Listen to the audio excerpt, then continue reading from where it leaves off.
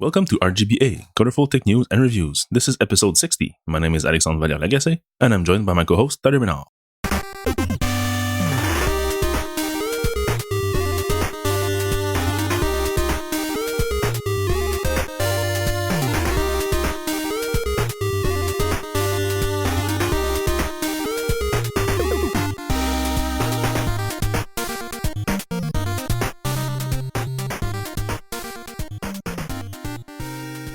So we're back after 3 weeks, 2 weeks, 3 weeks. We haven't spoken. Yeah, 3 or 4, I don't know. It's been a while. It's the summer vacation period. We have super old follow-up. Last The Rock a YouTube video there. It's not an ad. We didn't know really what it was, but now we know that they have little short, I think it's like 15-second snippets on TV. It's basically just little clips of this long 2-minute video. And at the end, he says, ask Siri, what are you and The Rock up to? So you can ask Siri that. And then she links you back to the YouTube video, the full length YouTube video.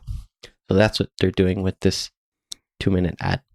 Yeah, it's cool that the way that they did the edit of this 2-minute ad is such that every 15 seconds, it's like a standalone commercial that they can put in front of YouTube videos or for monetizations, or even on TV, they can run 2 together and they get their 30-second ad spot. So it's pretty well done that in one single video, you have multiple ads and removed and added, and we might even see maybe more in the future. Because I think that this year, in terms of Apple ads, this is probably one of the favorite of all from people. So it's pretty nice. So, starting with the news, this one is very old. It's like July 25th. But something happened later on that actually brought it back into my attention. There is a kind of a fight in between Mark Zuckerberg from Facebook and Elon Musk from Tesla and SpaceX. Basically, Zuck says that he knows stuff about AI. And Elon Musk says that Zuck doesn't know nothing about AI. He basically tweeted, I've talked to Mark about this. His understanding of the subject is limited. So this is a direct attack, let's say, to Zuck's knowledge. It was like that. Okay, it's fun to see like celebrities fight over Twitter. It's fun. Then it's like for a couple of days. And then later on, there was a news that came out about Facebook building chatbots that have actually like artificial intelligence. So they're basically like very lowly programmed chatbots that can evolve and interact together and basically develop themselves into smarter and more intelligent computer software. But the problem is that after a while, these chatbots realized that they could communicate language that is not like English or maybe input-outputs like we normally think computer software can communicate. They basically developed their own language so much that they were not even reporting back feedback to the researchers, and they were doing something they didn't know what, and it was using lots of energy, lots of juice, and they were like hard at work doing stuff, but the researchers had no clue what they were doing. So basically, they created an AI that is self-contained, I hope, and that has access to a level that we, the humans, cannot supervise. And they were going like strong like that. So the researchers were basically pretty scared. So they basically pulled the plug, and that's it. So that kind of circles back to Zuck going on with AI projects that he doesn't know what the end results can be and what the impact of those research can be. And I think that's 1 point for Elon Musk. So moving on, I think a couple of weeks ago I linked a Next KCD comic to you, and it was very true, and it's something I didn't really realize, but until I saw the XKCD, I'm like, that's exactly right. This is the situation we're living in right now. So it's basically just the Wi-Fi versus cellular graph. It's a basic graph, and it shows the years and the home Wi-Fi reliability, and then cellular data. And basically, for the last year or two, it's true that it used to be that the Wi-Fi at home was the internet, that you wanted to always be on the Wi-Fi. The Wi-Fi was faster. but for a couple of years, the like our cell phone data is so fast that often I have to turn off my Wi-Fi because it's too slow, and I fall back to cellular, like Rogers or their internet provider connection, and it makes you realize that we actually do this now, and it's pretty crazy if you think about it. Yeah, not too long ago, it was total opposite. Like you get to a place, and you're on on 3G, let's say, and you were wondering, is there Wi-Fi around? Can I get like a free Wi-Fi? Can I get a coffee to get a Wi-Fi or something? Because like not just because your data plan was limited, but even for just checking emails, like it will never load. So let me just get on the Wi-Fi and then get my data. And like you said, like sometime in 2015 or 16, this switched for us, and I find myself doing that so often. Like Wi-Fi is flaky, turn off Wi-Fi and just go on LTE for the rest. It's like 50 megabits and sometimes more. It's often faster than where you are if there's Wi-Fi around. So yeah, it's a pretty special thing that when you think about it, that it never was the case. We were never thinking that it would happen, but it did happen sometime last year or the year before, and now we wouldn't be able to live without it. The only problem I see is we keep hitting our cap for cellular data every month. So it's like if for the past 6 months or maybe 4 months, so close to our allowed 10 gigs per month. I don't know what happened, what changed, how maybe they changed the way they calculate it, but 10 gigs is not enough anymore for just a regular month. Yeah, I got 12, and it's surprisingly, I was 6. I had 6 until maybe a couple months ago, and I was always going close to 6. But now that I have 12, I'm also always going close to 12. So, like you said, something must have changed. I don't know if it's the iOS beta that do some more consumption, or if it's me that is going on LTE when I should be on Wi-Fi, or just restraining myself. Or maybe something changed, let's say, in YouTube, and they don't serve you so small videos as before. Like maybe the LTE version for them now is now the HD version. So every video I'll listen to, instead of being like 30 megs or whatever, maybe it's now 400 megs. That could be it. The rest of my usage hasn't really changed. So it's either iOS for me or YouTube that changed. So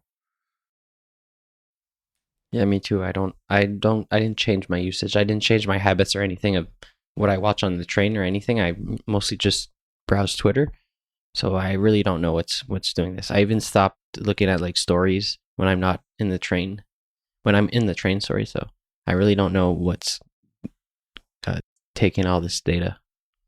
Yeah, and it's not like it's very evident. Like if you look at the consumption in iOS by app, you don't see anything stand out. So it's basically it's a crazy. And now that this year also that they did massive changes on the plans in Canada for the mobile plans, and everything is like more expensive than it ever was. When you're thinking that over time it should go down in price, now it's clearly going up. Yeah, this whole Canadian situation really sucks. Yeah, it really is awful. Canadian situation, I mean. Yeah. The Canadian situation in general is pretty good. Yeah, that's something else. Yeah, just a carrier.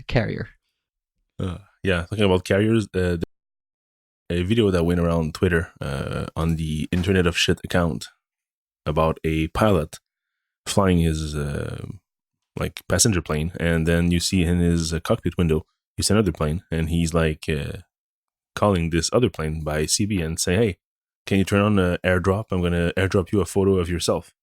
And he basically opens his phone, airdrops a photo to the other plane, which is 1,000 feet above him, a bit on the side too, and it basically works. So, and they tell us when we start our plane journey to turn off the Wi-Fi, and these pilots, they just airdrop photo around like that. It's crazy. Was that a real video? I don't know. I was on vacation after that, so maybe somebody said that it was fake. I think I saw something go by that it was fake, but I'm not sure. Because it's pretty far. But the radio waves are actually light, so if there's no obstacle in between and there's a clear line of sight, this can go pretty far. We'd have to test that. I think we should get 2 planes, so we'll test it. Yeah, easy stuff to do, huh? You get your plane, I get my plane, and we'll just try that. Yeah. Okay, done. All right. So after that, there was one thing that I didn't even know existed. I was pretty surprised to learn about this, and it's a subscription service to theater movies. So instead of paying that 15, 16, 20 bucks, whatever, to go to the theater each time, you can pay a subscription that was limited to 2 movies per month for $15. So if you think of going to see 2 movies, you were actually saving some money, and you were able to pay $15 only. But now this, who is providing a movie pass? Yeah, it's an independent company, and that is that allows you to go to the AMC, Cinepark, and Regal theaters. So they say it works with 91% of all theaters in the US. So that's pretty nice. And now that they basically changed their plans, and instead of being $15 per month for 2 movies per month, it's now $9.95, no contract, just a subscription, and it's maximum 1 movie per day. So in theory, you can go there 31 times per month. So that's pretty awesome. I don't know if you think if you think of all the times you would go to the cinema and think, is that movie really worth like $17 plus popcorn and whatever? So that's like $400. Do you think like this thing could work in Canada? I guess I don't know how. It might be just me, but I don't go. We used to always go to the movie theater, like on cheap Tuesdays when it used to be $5, but now it's on Tuesdays anyway. So you're not saving anything. No, compared to what you used to. You used to be able to under $20 for 2 tickets and a popcorn. Yeah, now it's about $400. So yeah, and we used to just go to the theaters not knowing really what we were watching. We had like a couple of movies and just pick on the fly. Yeah. And I don't know if I'm just lost interest in movies or I just don't do it anymore, but I don't go to the movies anymore, and except for like blockbusters, like movies. That's the last thing I saw in the theaters was the Star Wars movies. Yeah, it was Spider-Man Homecoming, which was pretty nice. So I was pretty happy with that. But yeah, like you said, I think it's a combination of both factors, like the price going up and maybe the blockbuster movies not being there every month.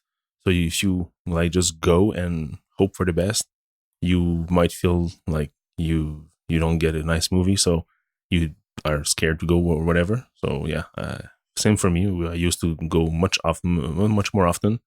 I don't know if it's because I became a dad, and now we were just going for the kids movie, which were like once or twice a year at most, or basically just waiting for them to be on DVD because it was just too much of a pain with the young kids. But nowadays, yeah, except for the Star Wars movies and this Spider-Man, and maybe what did we saw? Yeah, we saw Ballerina, which is also a Canadian kids movie, which was pretty nice. We haven't went to the cinema for other things, maybe like 3 times a year. So for me, paying $10, that's I'm guessing per person, so that would be 50 for me per month for the whole family, times 12. So that's way too much money. $600 per year. It's a lot more than what we're paying. That's so expensive. Yeah, but if there was a lot more choice, maybe, or if I stop being so picky and just go watch whatever there is. Because there's always at least like 2 or 3 movies that I would be watching, but like, do I want like to reserve time in my actually go spend like 3 hours of my time going to the cinema, watching the movie, and coming back?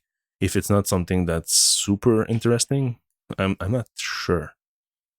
As a teen, that would have been crazy for me. I would have spent my whole life at the cinema, but now, where all my time is quite accounted for and have to be invested in activities that I deem most valuable, I don't think I'm so much time at the cinema. Just time is very, very expensive. Yeah, it is.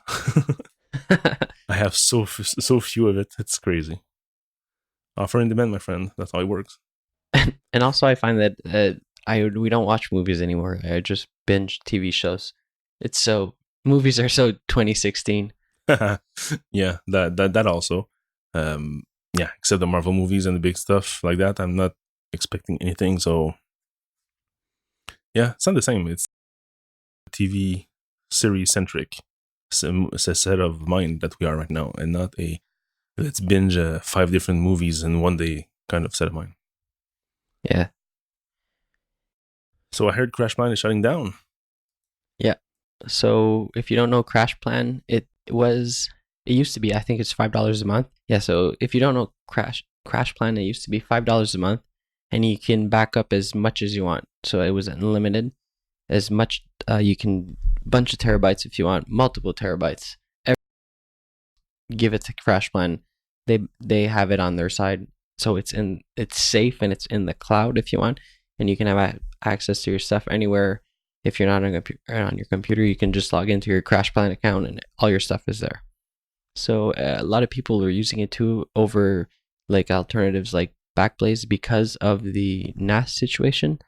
It's the Crash Plan, I think, is the only one that you can have a NAS attached to your computer, or even I think there's a Crash Synology, right? Yes, there I'm is. not sure. Yes, there is. So you just add the little app on your Synology, and you say back up this whole NAS as much terabytes as you want, and it's all in Crash Plan for $5 a month. Now they announced that it's going to be, I think it's $10 a month, right? I'm not. I read the thing, but it was confusing. If you're an existing customer that's paying $5, you get like this grace period, and you're gonna pay like $250 for the first year, and then it's like start. And I think there's data caps that can cost like 15 maybe or 20 depending on how much data you have. Did you did you read the whole thing? Well, it depends on your news source, but some people say that basically they ditched the consumer market and they focus on the enterprise market. But yeah, like you said, if you have a subscription, it's going to be honored until its end date, so that's safe. You have an so you can find some other service if you want to move. So you're not like in a rush to the very next day your data is gone.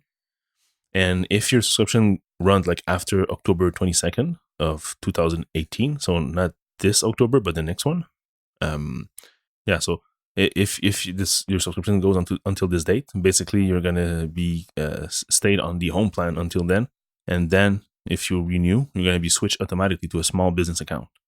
So that's not the same price. If I'm not wrong, I don't have the.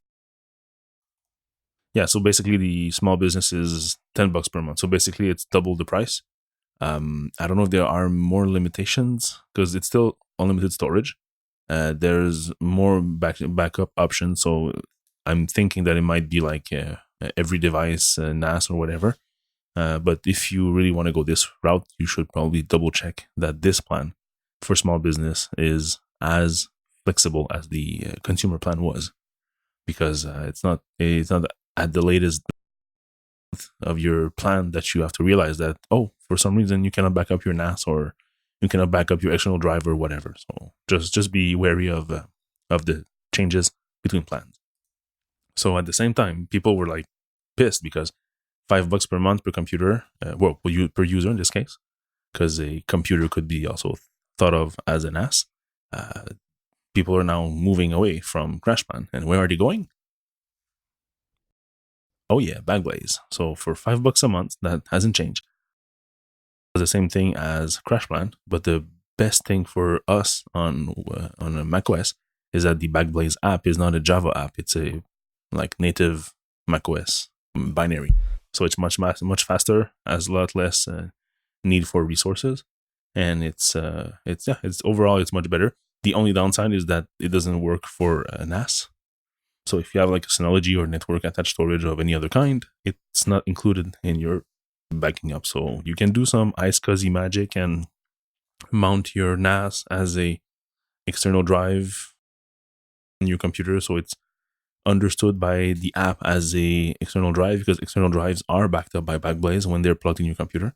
So that's a way to go, but it's a lot cumbersome because there's no official iSCSI connector for macOS. It's all third party.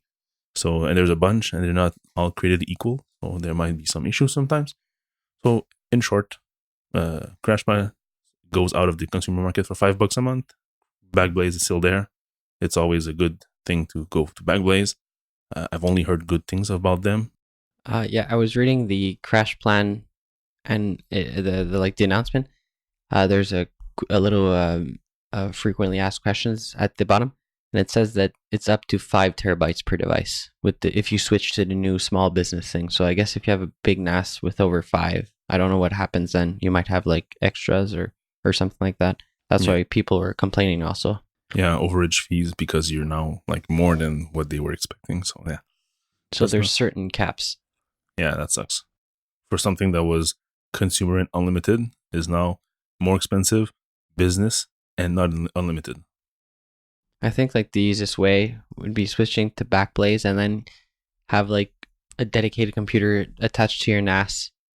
Like the NAS can plug through USB. It must be absolutely slow, but I think it's like USB 2. But then you see it's going to see the NAS as a removable drive. You can use that computer as your like Backblaze machine if you want. Yeah, so like a used Mac Mini, Kijiji ads for maybe $300 or $400, plug to a NAS, and then that thing runs Backblaze, and yeah, that's achievable, and it's probably more reliable than a iSCSI thingy. Or if you also want, if you have a friend that has a NAS, you can like back up the 2 NASs together. So that's also an option. We use us for the podcast, but we could also use it like for if you want to say, oh, I need like 2 terabytes on your family pictures or whatever. So you have a copy at 2 different locations. That's also possible. Yeah, true. And it's also a cheaper alternative because it costs nothing per month if you have unlimited internet at home already. It's just the initial transfer is going to be huge, but the initial transfer to Backblaze or to Backblaze or Crash Plan is going to be huge anyways. I think there's also another solution. I think there's a Synology app to back up your NAS to an external drive. Of course, and it's USB 2, forget about it. It's going to take like 4 days to run.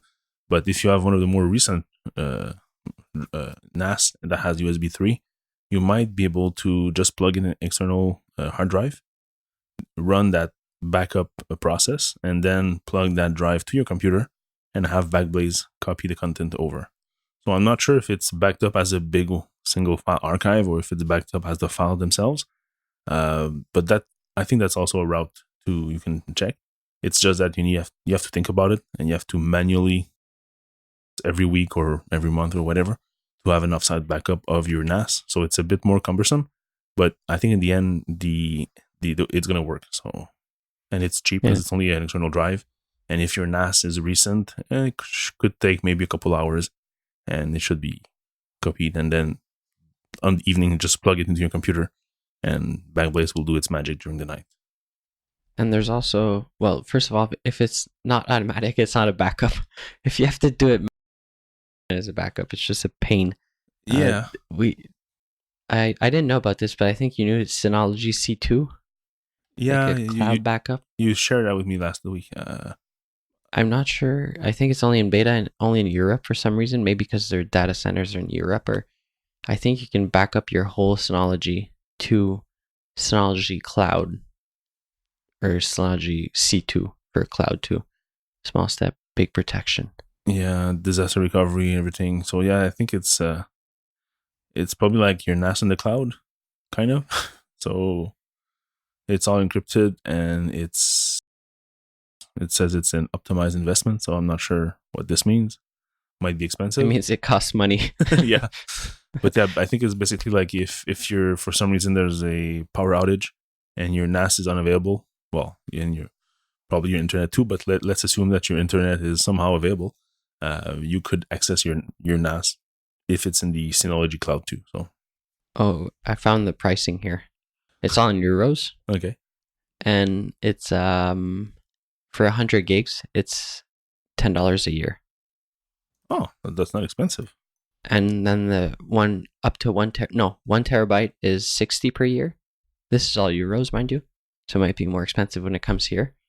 And then there's a plan 2 up to 10 terabytes, and it's 70 per year, 70 euros per year. It's $7 a month. That's pretty good. Oh, that's pretty nice. So if you want to back up only like your most important files, you could do very. Okay, no, sorry, I messed up. The up to 10 terabytes, it's 70 per terabyte per year, and these are hourly backups instead of the plan one, like the first tier, are all daily backups, which is fine. Okay. Oh, and it has other client version control and deduplicate. Okay. Yeah. So if you have lots of data, it's way too expensive, I would say, because 70 euros per terabyte per year. If that's over 10, right? Yeah, up to 10. Up to 10. Okay. So the first terabyte is 60 euros per year, but any Right. other terabytes until whatever is 70 euros per terabyte per year. Okay, so that gets high pretty fast. If you have like 5 terabytes, then it's going to be 280 euros for these 4, and the first one is 60, so you're going to like 340 euros per year. I guess you can just you can then like select a folder or something that you want to back up, and Yeah, most probably. Yeah. Everybody can backups under like their most important data under a terabyte, I think. No? Well, it depends. If you're a photographer, videographer, then that's your livelihood. Then pick your photos. Yeah. Some are more important. Some need to be back up. Yeah, ask any photograph, pick your photos, and you're going to receive a punch in the face. I know. I can't pick my photos, and I take pictures with an iPhone, so I can't even imagine a real camera and lots of photos. And they fit in your iCloud, so you don't have to complain. Yeah. So talking about cameras, iOS 11 has a feature that strips something from something. From something.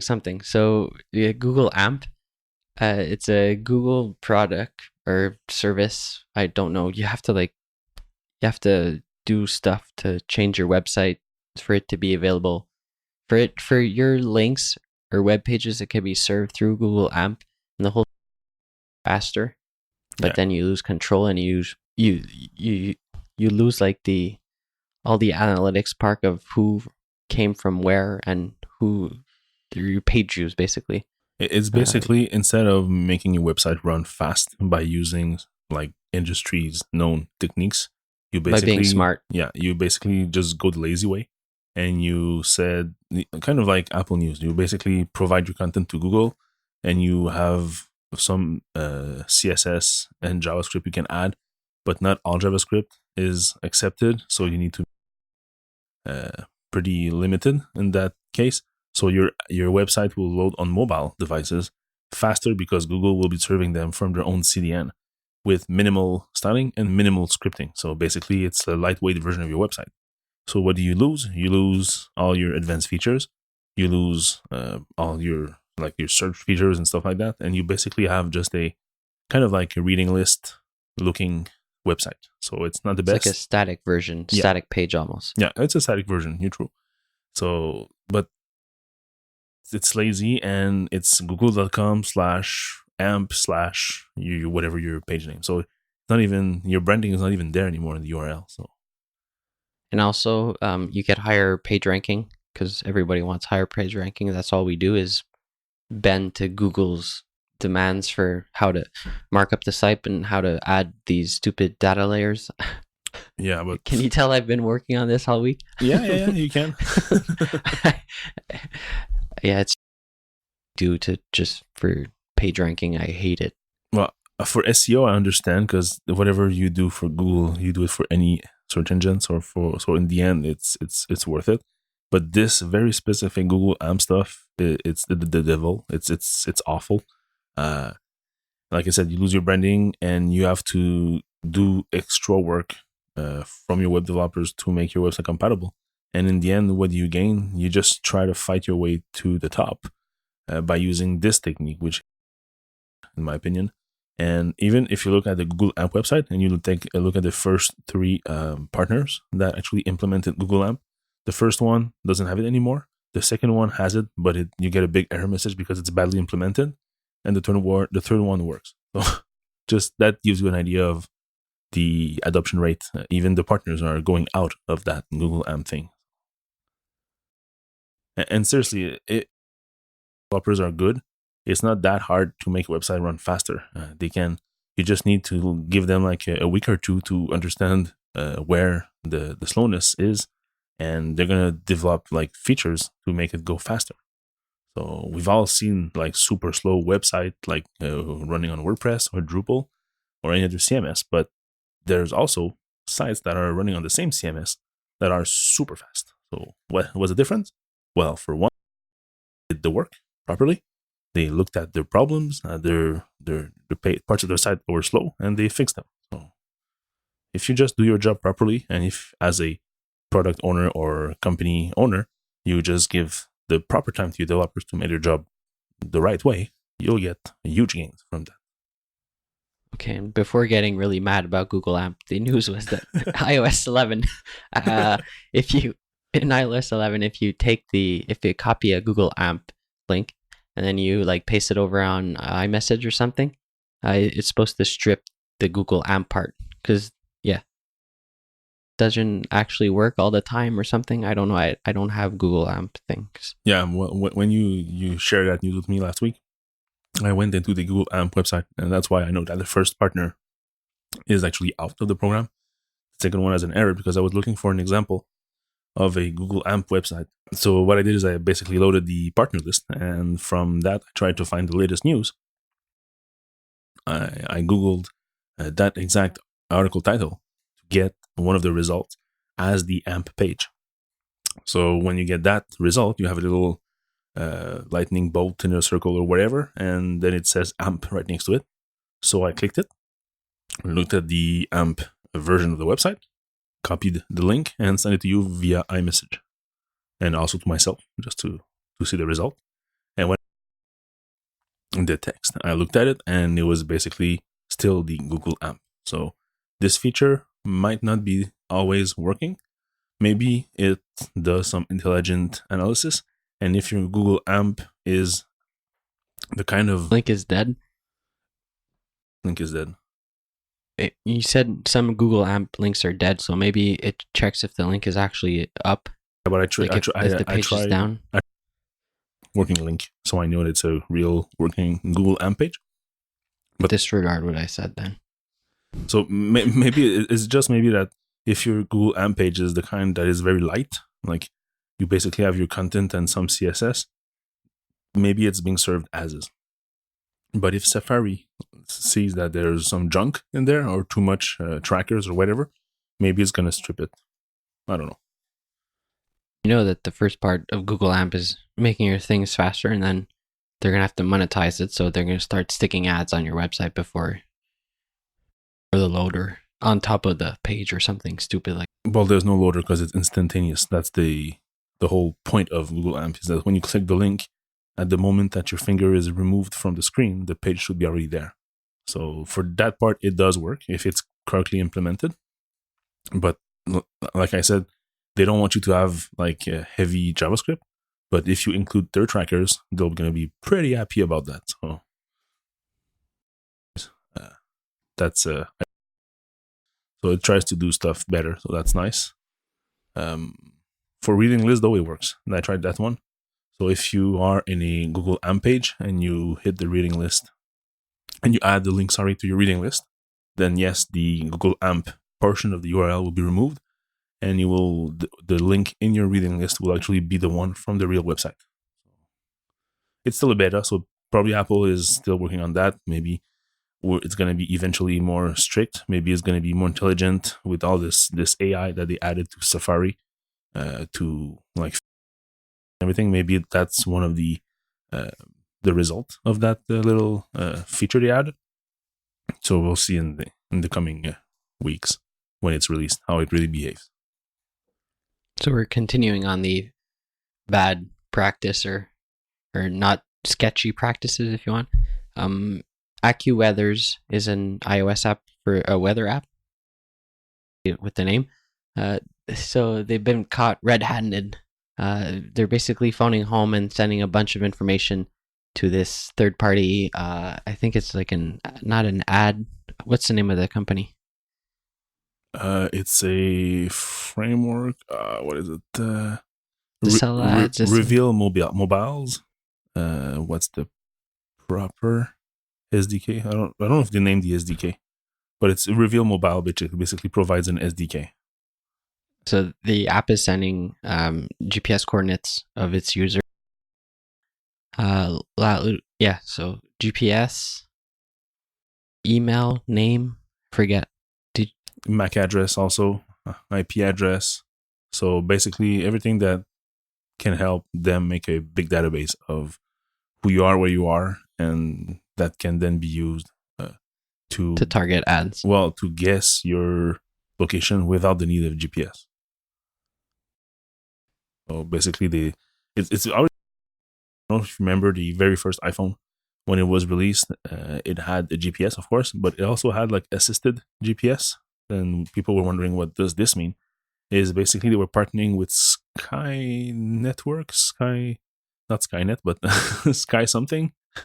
And that was a big database of basically router MAC address and longitude coordinates from the MAC address from your Wi-Fi router. They have a database that includes the location. So without any GPS, just if let's say you're at the local Starbucks and you're connected on the Wi-Fi, then they can guess exactly where you are in the world because they know the MAC address and the location. So they can match those together, and there's no need for a GPS call. So it's less intense on the battery of the phone.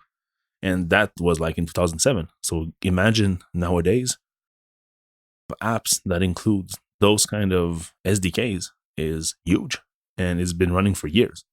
So, and I tried it. I tried my Airport Extremes MAC address in that link that John Gruber shared on the Ring Firewall, which is find-wifi.mylinikov.org. So you just put your MAC address there, and you hit find Wi-Fi, and that thing put a little pin right on my house. So kind of freaky. So unless you change router very, very often, and if you're lucky enough not to use apps that includes this kind of SDKs, you should be safe. But in all in all cases, I'm sure that it's just a matter of days or week before you're added to the list. So yeah, it's pretty bad. The worst case in this very specific AccuWeather case is that somehow that SDK, I don't know what it was providing them in terms of feature, but they did not know that it was tracking such data, or they knew and they were getting a pay, like a revenues from that, and they just try to say that they didn't know. I don't know. Like as a developer, if I were to install like an SDK like that, you know what SDK does. Like there's like a full agreement, and there's exactly what's it being used for, what it's sending them, what kind of data tracking is in place. So it's not like the developer cannot know about this.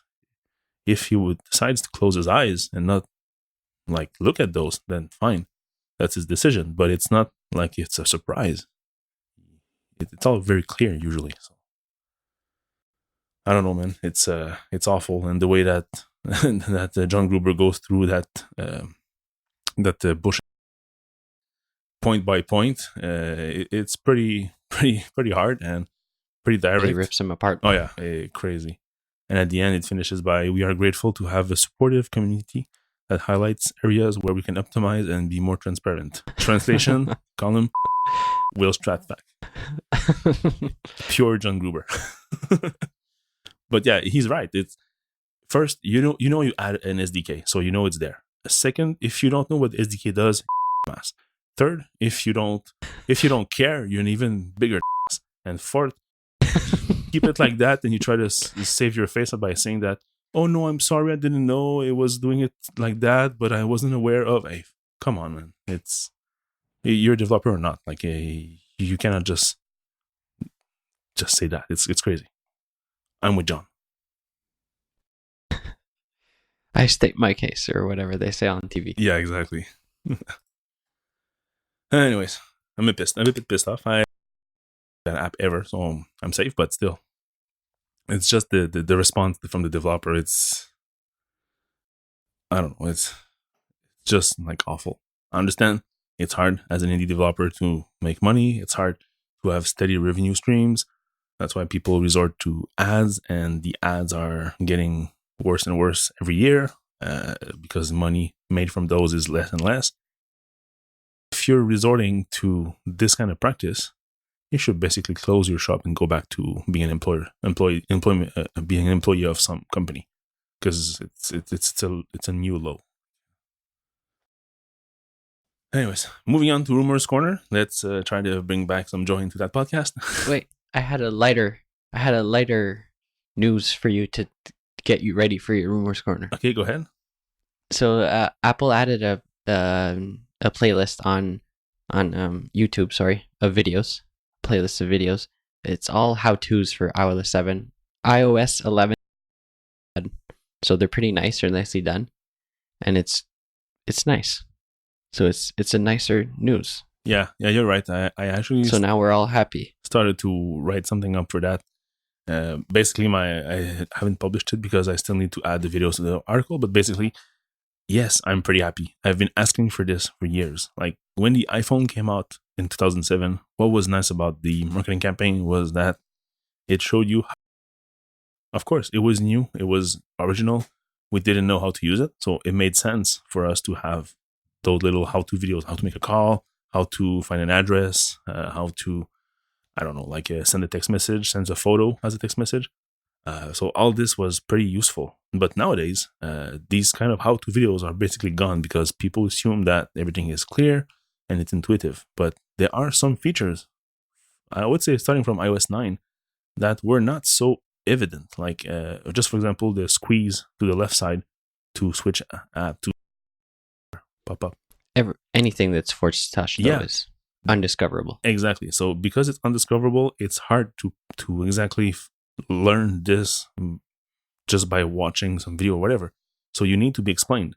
And iOS 11 adds so much powerful features that it's good that Apple finally took the bullet and did some nice campaign with exactly how you do this and how you do that. And it's back to the basics, and it's very straightforward. The cool thing also is that when you're going to get iOS 11, the first thing you want to do is you're going to reproduce those little videos. Because in 2007, when I got my hands on the first iPhone, what did I do? Well, I opened Mail, I opened iMessage, I tried to send a photo. There was no iMessage back then, and you couldn't send photos. No, iMessage is like iOS 4. Seriously? There was... what about text? Was there just messages? Yeah, it was just text messages. Okay, yeah. It was called SMS. Okay, well, SMS then. Sorry. That's what it was, the name of the app. Come on, man. Know your history. Shit, it's old. But yeah. You even said that the first iPhone had GPS earlier, and I let that fly, but I can't let fly iMessage with the iPhone 2G. Okay, sorry, Mr. History. But yeah, basically, you're going to reproduce exactly what you saw on TV, like make a call, go on Google Maps, whatever. So exactly this is going to happen with iOS 11. You're going to get your new iPad. You're going to load iOS 11. You're going to say, oh, let me try to get multiple photos by try to, I don't know, what was the other one? Like use a dock, add my favorites icon here, add like two apps side by side. Like this is going to be, this is going to be in your head. So you're going to be able to just reproduce. And by reproducing, we are monkeys. We just learn like that. So it's the best. Monkey see, monkey do. Exactly. And also iOS 11 on the iPad is a big change, and there's a bunch of stuff that aren't too like easy to figure out. Even us, like they're supposed to be tech geeks, and we watch everything. We watched a keynote, but there was a go back and like find on YouTube how to do it, because like adding not multi-touch, but like adding apps or sliding the dock up and then dragging stuff over, it was pretty. And especially copy paste, it was kind of weird at first, but now that I know how to do it, it's pretty cool and it's very useful. I even built the show notes this morning with a drag and drop. Great. So yeah, see, exactly. This is the exact of people watching those ads. So it's perfect. You had to do it yourself because there was no ads. But if Apple starts with those couple of videos and they add more in the coming weeks up until the release and even until Christmas, let's say, then people will be able to get their new iOS 11 device and play with it. So that's just the way to go for me. This is much more powerful than like the Rock and Siri ads, which is fun but doesn't give you anything. but this exactly is perfect. All right, so the first review corner gadget this week, a backpack, 30 liters. This was one of the super successful campaign on Kickstarter. Basically, I think it was the first bag that got like massive amounts of people backing it. It was a total of over 26,000 people back to the project for more than 6.6 million. So it's a lot of money, and it was nice because it was not a single bag but a collection of bags. So you had a backpack which was available in two different sizes, and you also have like a tote bag, so which usually ladies are fonder of, and there's also a messenger bag type, so for photographs and for basically commuters who are on a bikes, that is the kind of bag that people usually like a lot. So this was quite successful, and this was I think it was like 2 years ago, I think. But basically, Peak Design, the makers of the bag, now sell the product as a regular product, and I was happy to get my hands on one. I got the 30 liters version of the backpack version of the everyday bags. So this was quite a surprise because I know it was well designed. I've read all the features, but oh my God, in your hands, it's crazy great. This bag has more features than I could ever think of. I don't know how they did it. They basically took every for a backpack. They managed to put it into one single product that does not look like the Homer Simpson car. So it's featureful and it's super well designed. Let me just go over a couple of features. For example, there's the main feature, which is the main compartment for where you put your stuff. There's a little latch mechanism, so it's a little hook that you pull from that's on a rubber band or something. So there's like 5 different positions, so you can pull the lever, and the more you pull, the lower you get, and but this thing also has magnets. So if you just open your bag, take something off, and just throw the little hook to its place, it's gonna hook to one of these 5 position by itself. So that's super smart. It's always closed just because of the magnet that is super strong. It always closes by itself almost, so it's very great. And if you need it to be more tighter, you just pull everything. So that's great. There's the straps situation there is quite crazy. And not only do you have like comfortable shoulder straps, but you also have like hidden straps everywhere. And there's a bunch of places where there's little hooks. So you can attach like a tripod on the back. There's the waist strap that's hidden inside the bag. So if you don't use it like me, you don't need to cut it. You just put it back into its little pouch. You have also the chest band stripe that you can take out. You can adjust it. It can also be vertically. So if you're the person that likes it tighter, but like on top of your pecs, then it can be set there. If you want it lower, you can set it lower. So it's all very flexible. So that's crazy. It can also be used as a kind of a carry-on case and set on its side to be attached to your luggage handle. So you know those little separator, if you want, where you can put your bag into your luggage handle. And then this thing has this feature.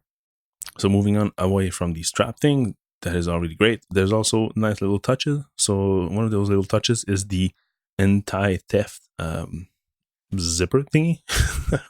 Not very technical, but it's kind of a loop of material where for your zippers, where you basically loop them around a little hook, and then it's back to a little peg. So it's not impossible to open. It's just harder for thieves to quickly get their hands in your bag.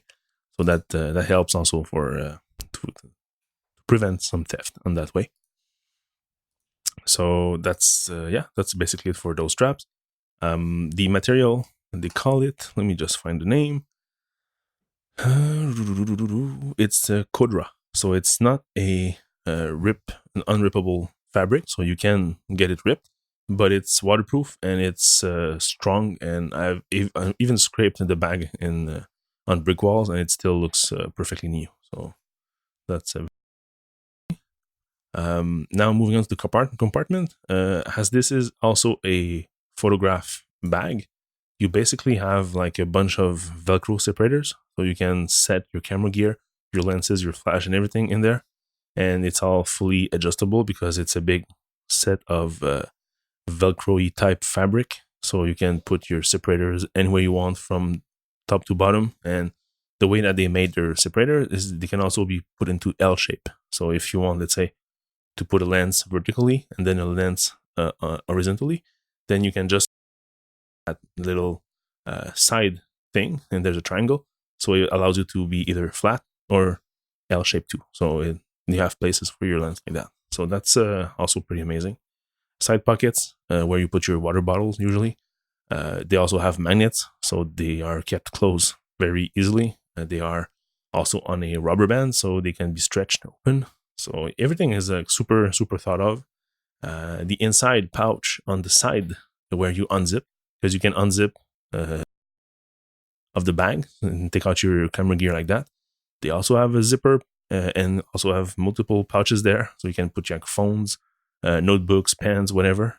So there's like major places for storage. And yeah, so that's about it. The only real thing I wished was that the shoulder straps would be a bit larger. They're comfortable as they are, but if you fill the bag a lot, which I did a couple of times, and the bag on my back for a long period of time, it was starting to to hurt my shoulders because they were a bit skinny, those straps. So bigger straps would help. Since then, I added the chest strap, so I can tighten it this way, and this helps because the straps goes less into your shoulders and are kept more into the center, so that's much better.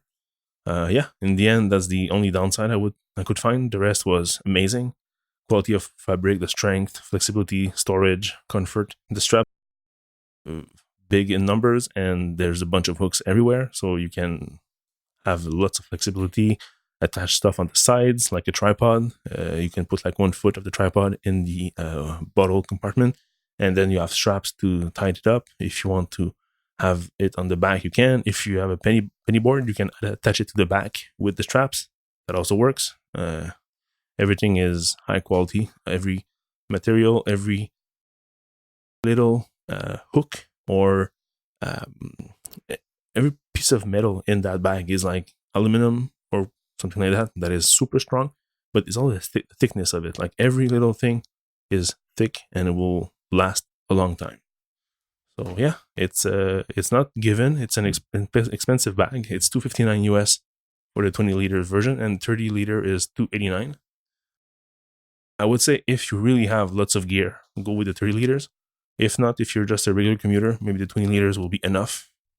Just for an example, I recently got a skateboarding helmet, and I was able to put it in the bag, but it's also still in the box. So that big cardboard box, which is, let's say, about 12 to 13 inch wide, about 15 inch long, and maybe 6 or 7 inch high, it fit in the box. It was a bit hard to put in, but it did fit in there. And I had my lunch on top and a few cables and stuff, so it's humongously big. Yeah, and that's about it for the everyday backpack. All right, so that was it for RGBA number 60. You can find the show notes at rgba.fm/60. You can find us on Twitter at _RGBAfm. I'm at Valia, VALL. And I'm Tyler Menard, TYLERMENARD. Have a nice week. Have a nice week.